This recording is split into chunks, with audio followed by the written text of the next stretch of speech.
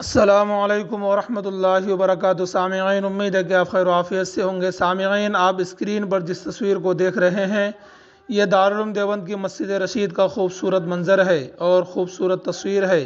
تعجب خیز بات ہم آپ کو بتاتے چلے کہ اس تصویر کو کسی موبائل کے ذریعے نہیں کھینچا گیا، کسی کیمرے کے ذریعے اس تصویر کو نہیں لیا گیا ہے، بلکہ ایک معصوم بچے نے اپنے ہاتھوں سے اس تصویر کو بنایا ہے۔ جی ہاں سامعین کرام، دارالعلوم دیوبند میں پڑھنے والے عربی دوم کا ایک طالب علم، اس نے مسجد رشید کی ایک خوبصورت تصویر کو اپنے ہاتھوں سے بنایا ہے۔ آپ اندازہ لگائیے کہ اللہ تعالیٰ نے اس طالب علم کو کتنا ذہین بنایا ہوگا۔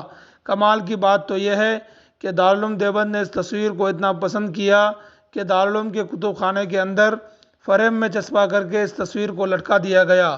مدارس کے اندر پڑھنے والے طلباء میں نہ جانے کتنے طلباء کی تعداد ایسی ہوتی ہے کہ جن کو اللہ تعالیٰ اتنا ذہن عطا کرتا ہے کہ جب دنیا ان کے کارناموں کو دیکھتی ہے تو دنیا کی عقلیں بھی دنگ رہ جاتی ہے۔ یہی ایک ایسا کارنامہ اس نوجوان بچے نے انجام دیا ہے، اپنے ہاتھوں سے مسجد رشید کی تصویر بنا کر۔